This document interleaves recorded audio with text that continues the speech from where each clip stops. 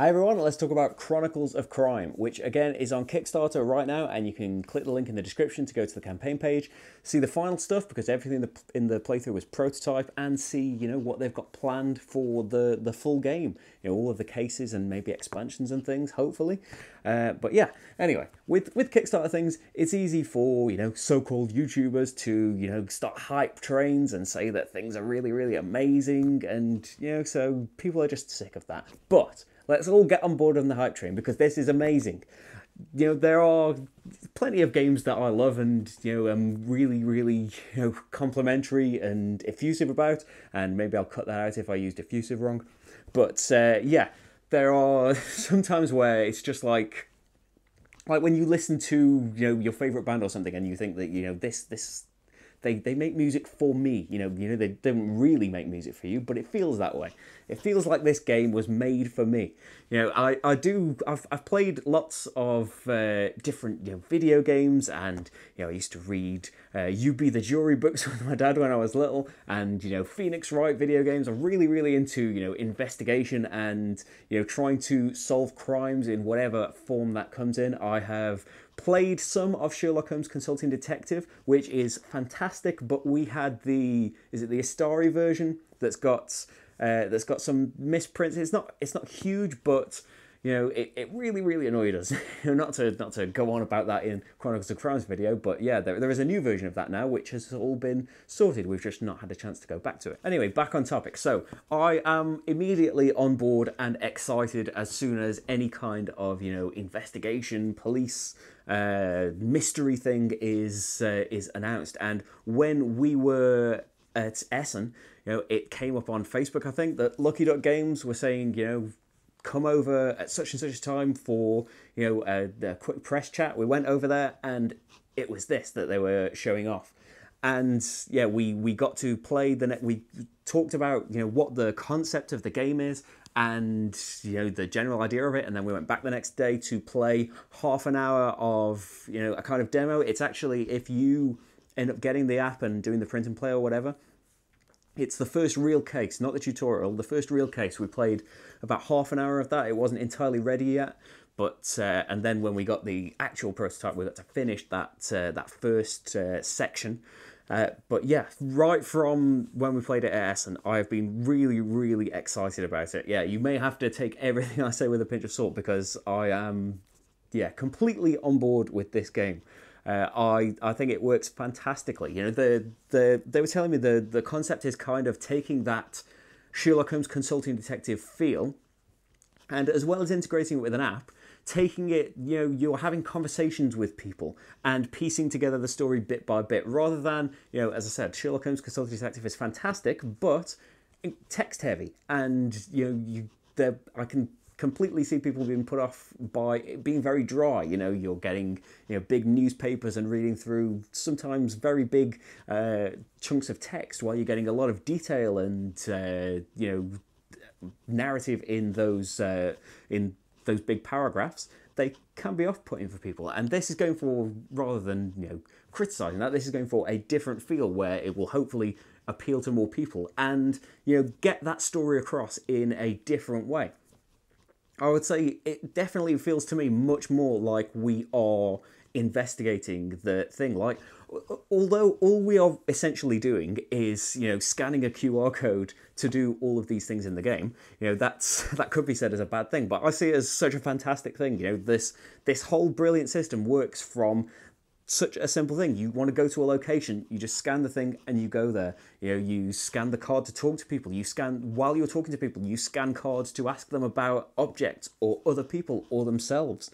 And yeah, it just really works fantastically well, I think. A big part of the game, will be, as I said, this is a prototype thing. I've only got, a case and a tutorial so far. So a lot of the game will kind of be decided on the strength of the stories that end up in there. But, I think that the first one is a really strong start. It's maybe worth mentioning, even in the tutorial, maybe the subject matter is going to be off-putting because it's a crime game. So although maybe there are there's nice looking cheery art sometimes in it, it is, we are police, we are forensic police.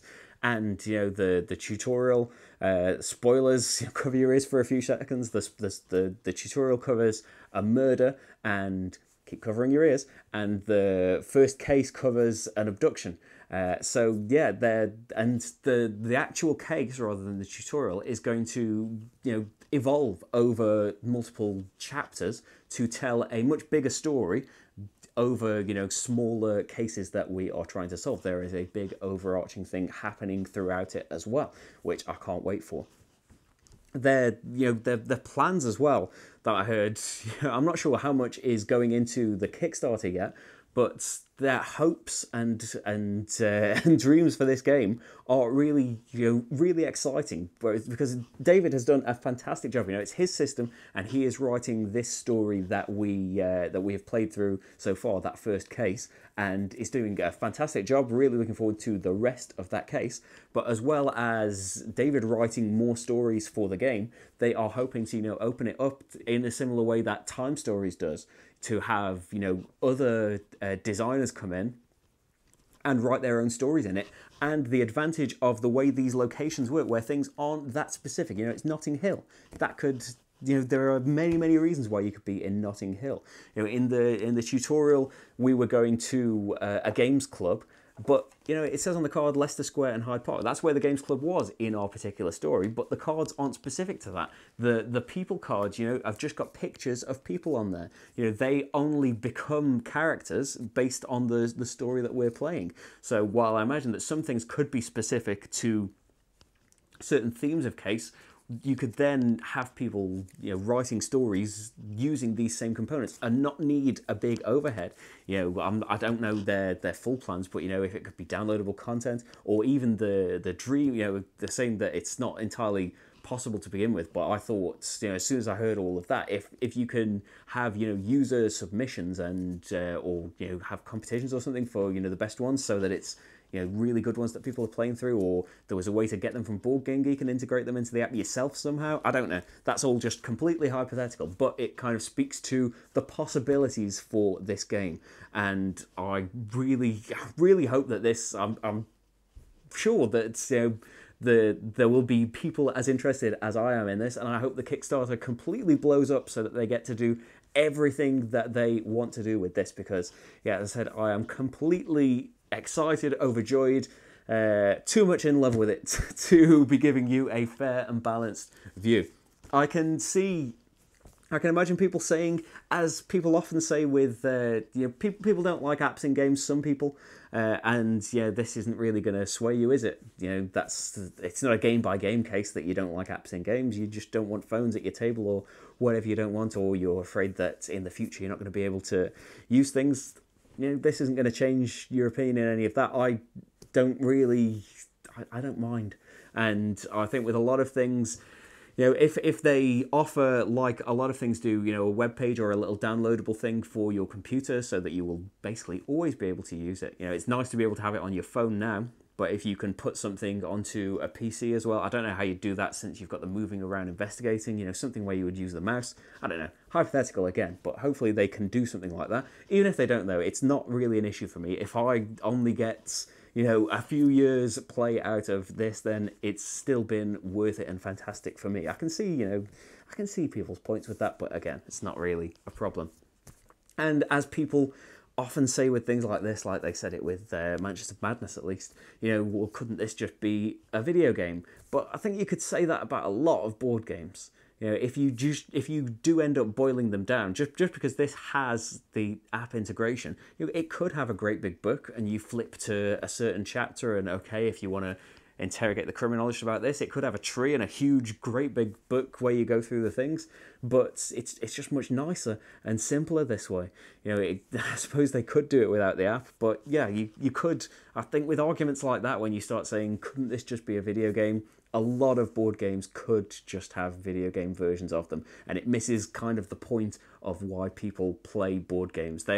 People aren't playing board games because they're not video games yet, or to keep them solely cardboard and pure or whatever. It's always just a preference, and it doesn't take away from me at all. And I don't think it should for anyone, really. It shouldn't take away its board gameness because it uses an app. I think it's a very functional, nice, elegant, because that annoys people apparently, using that word sometimes in board game videos. It's a really nice system, but I have been nice about it enough. I think imagining what people might say negatively about it is enough for this, because I have got nothing bad to say. As I'll repeat as well, this is just a prototype. I've only played the tutorial and one case, and so, you know, it will rest on how good those other stories are. But based on what I have played so far, I am really confident and excited for this final product. So yeah, bring it on. Make it really, really quickly. Please, please, I need more. I need more cases. I think that's enough from me though. Bye everyone.